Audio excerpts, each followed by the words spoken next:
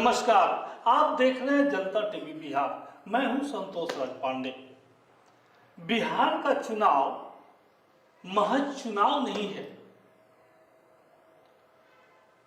कभी कभी लगता है कि यह चुनाव एक बड़ा आंदोलन का संकेत भी देने जा रहा है। हम आपको बता दें कि बिहार में 7.5 करोड़ वोटर्स हैं। 3 करोड़ जो वोटर्स हैं उनकी उम्र 18 साल से लेकर 34 साल के बीच में है। यानी कि ये जो वर्ग है ये बहुत ही एक्टिव वर्ग है।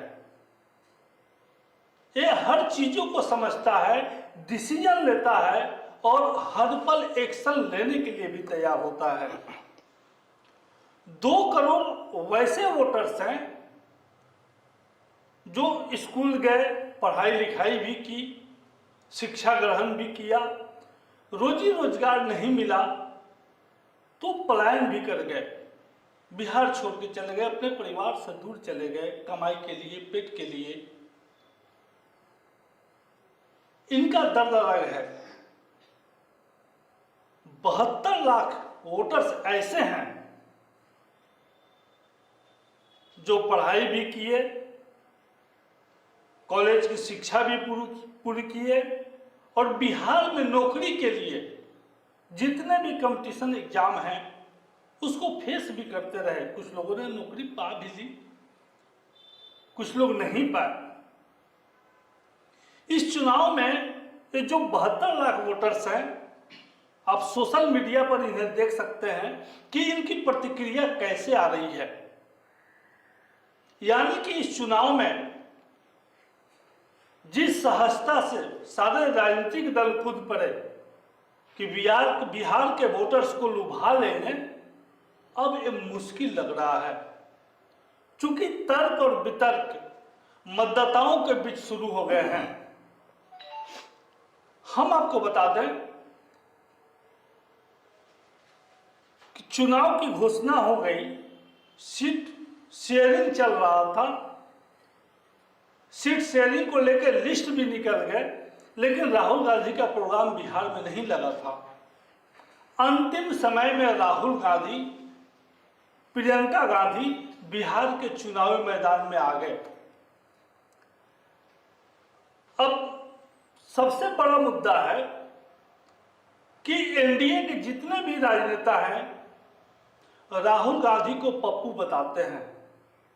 पप्पू मतलब होता है बिहार में, बाकी राज्यों की तो बात हम नहीं कह सकते हैं, लेकिन बिहार में जो महामूर्ख होता है उसको लोग प्यार से पप्पू बुलाते हैं। तो राहुल गांधी का नाम इन लोगों ने पप्पू रख दिया। लेकिन राहुल गांधी पप्पू नहीं है।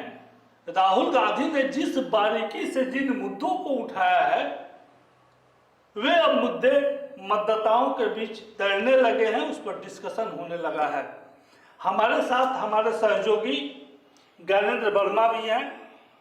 ज्ञानेंद्र जी, राहुल गांधी का जिस तरीके से मंच से बयानबाजी करना, मुद्दों को पकड़ के उस पर जनता को समझाना, किस रूप में आप ले रहे हैं? कांग्रेस की जो राजनीतिक चाल शुरू हुई है। देखिए, सबसे पहले तो राहुल गांधी लंबे समय के बाद बिहार में पहुंचे हैं। क्योंकि वोटर अधिकार यात्रा के बाद वो लगातार इससे दूरी बनाए रखे थे। जब सीट शेयरिंग का मामला सॉर्ट आउट हो गया, महागठबंधन में मुख्यमंत्री के चेहरे पर जब मुहर लग गई, उसके बाद वो राहुल गांधी बिहार का दौरा करने पहुंचे हैं। इस बीच उन्होंने काफ़ी कुछ मंथन किया कि आखिर बिहार में कांग्रेस को कैसे मजबूत बनाया जाए। इसको लेकर के उन्होंने सबसे पहले रोजगार व पलायन को लेकर के प्रोग्राम बनाया और उन्होंने युवा वोटरों को लुभाने का प्रयास किया। क्योंकि आज बिहार में जिस तरह से आपने आंकड़ों के माध्यम से ये बताया कि कितने लोग आज बिहार से बाहर चले जाते हैं, नौकरी नहीं मिल पाती है, रोजगार नहीं मिल पाता है, तो उसे कैसे रोका जाए। क्योंकि लगातार महागठबंधन की ओर से पलायन को एक बड़ा मुद्दा बनाया गया है और उसी को लेकर के अब लगातार वो मंच से इस तरह के वादे कर रहे हैं कि अगर हमारी सरकार बनती है तो हम सबसे पहले पलायन रोकने के लिए क्या क्या कुछ हम करेंगे, युवाओं को रोजगार कैसे देंगे, नौकरियां कैसे देंगे। जैसा कि तेजस्वी प्रसाद ने भी अपने मैनिफेस्टो में ये जारी किया कि हर परिवार के एक सदस्य को नौकरी देंगे। तो एक बड़ा इन्होंने गेम प्लान किया है एनडीए को शिकस्त देने के लिए। और लगातार अब राहुल गांधी जिस तरह से बिहार पहुंच रहे हैं, लगातार बिहार में सभा कर रहे हैं, और कांग्रेस के तमाम जो बड़े नेता आने वाले हैं। बिल्कुल सही आपने कहा कि राहुल गांधी जिस तरीके से बिहार में राजनीतिक तौर पे युवाओं को घेरने की कोशिश कर रहे हैं, उसमें सफलता भी मिल रही है।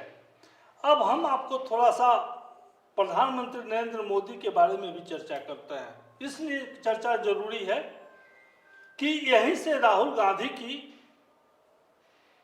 जो नब्ज टटोलने और नब्ज पकड़ने वाली बात है, उसकी शुरुआत हुई है। प्रधानमंत्री नरेंद्र मोदी बिहार में आए और अपने भाषण के दौरान ये कहा कि जो युवा रील बना रहे हैं सोशल मीडिया पर, वो भी एक रोजगार है। और इसको उन्होंने और क्लियर करते हुए कहा कि हर हाथ में मोबाइल है और डाटा से हर मोबाइल चलता है। तो डाटा उन्होंने सस्ता कर दिया है, काफ़ी सस्ता हो गया है, फ्री भी हो गया है। हर मोबाइल कंपनियां डाटा फ्री में दे रही हैं। तो इससे जो युवा जो रील बना रहे हैं, वो एक रोजगार के रूप में भी जो है डेवलप हुआ है। बस इसी बात को राहुल गांधी ने पकड़ लिया और नब्ज जो पकड़ा और जिस तरीके से उसकी राहुल गांधी ने व्याख्या की, उसको हम सुनवाते हैं कि राहुल गांधी पहले क्या बोले। बीजेपी ने डेटा को इतना कम पैसे पे दिया है, इतना दाम कम कर दिया है कि बिहार का हर युवा इंस्टाग्राम की रील देख सकता है, फेसबुक पे जा सकता है, ट्विटर पे जा सकता है। मोदी जी, आप यह भी बता दीजिए कि आपने अंबानी जी को जियो का लाइसेंस देकर कितना पैसा दिया है। आप यह भी बता दीजिए कि यह डेटा फ्री में नहीं दिया जा रहा है, यह डेटा बिहार की जनता अपना पैसा देकर खरीदती है और पैसा अंबानी जी की जेब में जाता है। यह आपने अपने भाषण में क्यों नहीं बताया? बिहार के युवाओं से कहते हो कि देखो हमने आपको कम रेट में डेटा दिया, मगर बिहार के युवाओं से आप यह नहीं कहते हो कि आप 24 घंटा इंस्टाग्राम पे इसलिए हो क्योंकि हमने आपको नौकरी नहीं दी, मोदी सरकार ने, निजी सरकार ने नौकरी नहीं दी। क्या आप क्या सोचते हो? आपका प्रधानमंत्री, हमारा प्रधानमंत्री कह रहा है कि बिहार के युवाओं को बहुत फायदा दिलवाया, आप जितना टाइम इंस्टाग्राम पे रहना चाहते हो रह सकते हो। क्या सोचते हो कि बिहार के युवा को इंस्टाग्राम से फायदा हो रहा है क्या? सुना आपने राहुल गांधी ने क्या कहा? देखिए, मैं बहुत ही बारीकी वाली बात है। अंबानी की अभी तक चर्चा हो रही थी, अब अडानी भी निशाने पर आ गए। रील बनाने से कोई अब किसी को रोक नहीं सकता है। रील पर यूट्यूब से भी पैसे आ रहे हैं,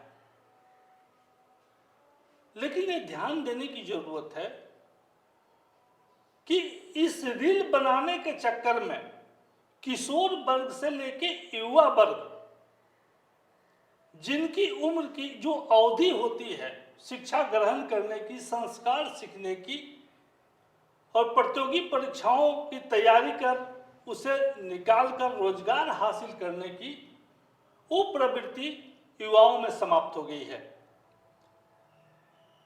अब ऐसे युवा जो रील में संलिप्त है, रील बनाने में संलिप्त है, उनको न पढ़ाई से मतलब है न संस्कार से मतलब है।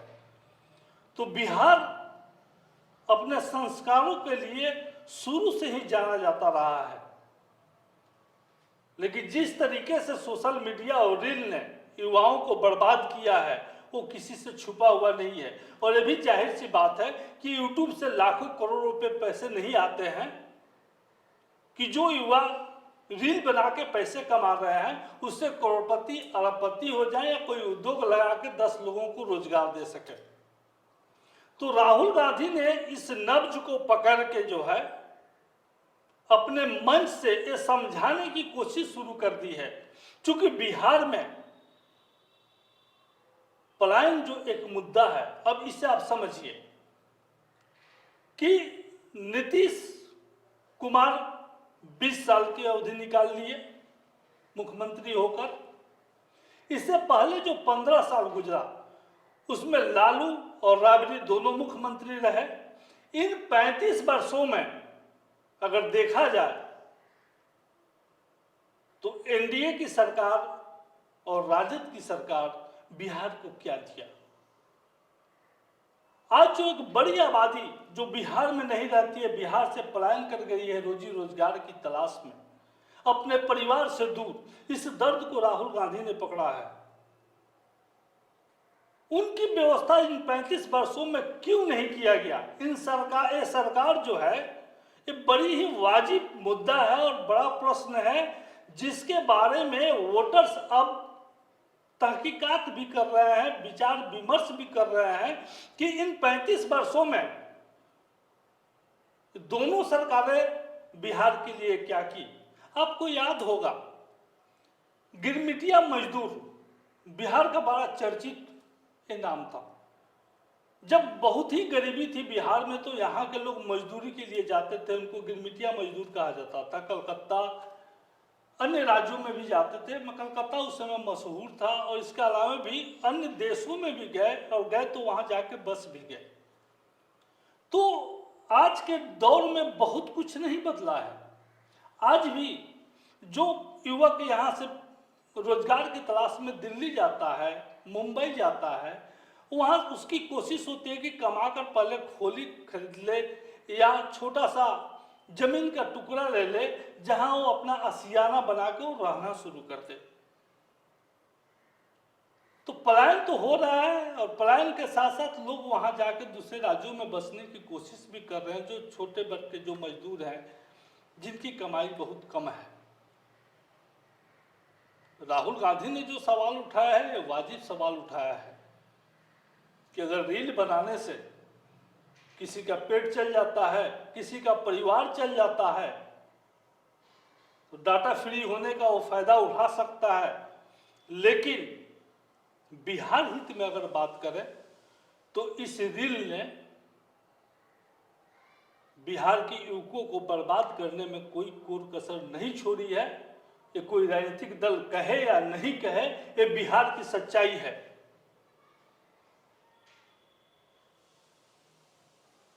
अब हम बात करते हैं बिहार में उद्योग धंधों की। ज्ञानेंद्र हमको ये बताइए कि बिहार में इन 35 वर्षों में कितने उद्योग धंधे खुले होंगे जहां उत्पादन होता होगा, वहां से बिक्री होता होगा, यहाँ के लोगों को उसमें रोजगार मिला होगा।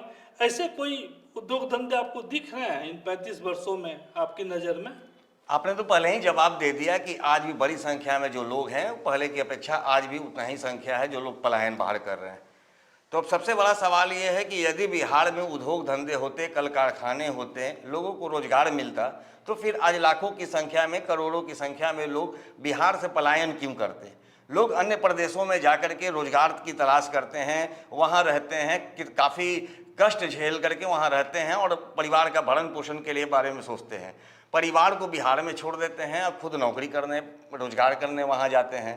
तो सबसे बड़ी समस्या आपने जो सवाल किया, 35 वर्षों में अगर इस तरह का समस्याओं का समाधान अगर सरकार कर देती, यहाँ कल कारखाने खुल जाते, उद्योग धंधे लग जाते, तो फिर आज निश्चित तौर पे पलायन करने वालों की संख्या में कमी आती। सही आपने कहा कि पलायन मुद्दा नहीं बनता अगर स्थिति बदल गई रहती। हम आपको बता दें कि देश में कॉरपोरेट के लिए नीतियां बनती हैं, बिहार में कभी नहीं। क्यों? एक बड़ा सवाल है। बिहार में आज भी 72 लाख ऐसे युवा हैं जो रोजी रोजगार के लिए भटक रहे हैं, लगातार प्रयास कर रहे हैं, जिन्हें बहुत शिक्षित माना जाता है, ये ऐसे युवा हैं। सबसे बड़ी बात है कि सरकार चाहे जिसकी बने या न बने, राहुल गांधी ने जो मुद्दा उठाया है, जिस दर्द का एहसास बिहारियों को कराया है, बिहारी जनता, बिहारी वोटर्स क्या फैसला लेंगे ये तो 14 नवंबर को तय होगा।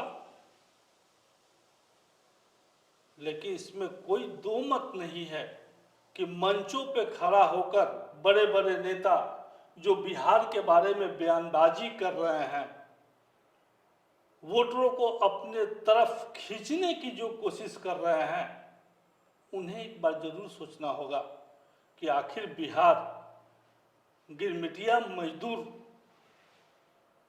से कब मुक्त होगा। कब तक यहाँ के लोग पलायन करते रहेंगे, कब तक यहाँ के युवा दर दर भटकते रहेंगे, और कब तक सोशल मीडिया के चक्कर में पड़ के यहाँ के युवा बर्बाद होते रहेंगे। विचार आपको करना है, आपको समझना है और आपको तय करना है। बिहार के नेता आते ही रहेंगे, बिहार में नेता आते ही रहेंगे, भाषण देते ही रहेंगे, हर बार चुनाव आएगा ही। लेकिन सवाल है कि इन 35 वर्षों में बिहार को क्या मिला, इसका गंभीर रूप से मंथन करना आवश्यक है, आपके लिए और हमारे लिए। हमें दीजिए इजाजत, अगले एपिसोड में अगले मुद्दे के साथ आपके साथ मिलेंगे। तब तक के लिए नमस्कार। बिहार शरीफ की नई पहचान Srijan heights by Sai Bodhit private limited, एक premium lifestyle, swimming pool, modern gym, clubhouse, kids play area और टेंपल प्रीमिसेस के साथ वास्तु अनुसार डिजाइन, 24/7 सिक्योरिटी, सीसीटीवी सर्विलांस और 100% पावर बैकअप। दिवाली स्पेशल धमाका ऑफर, 3 BHK प्रीमियम फ्लैट्स सिर्फ 4100 रुपए पर square feet. RERA approved project, बस चोरा बगीचा से 2 मिनट की दूरी पर। बुकिंग्स ओपन नाउ, कॉल करें 18005728 177 या 9031605004।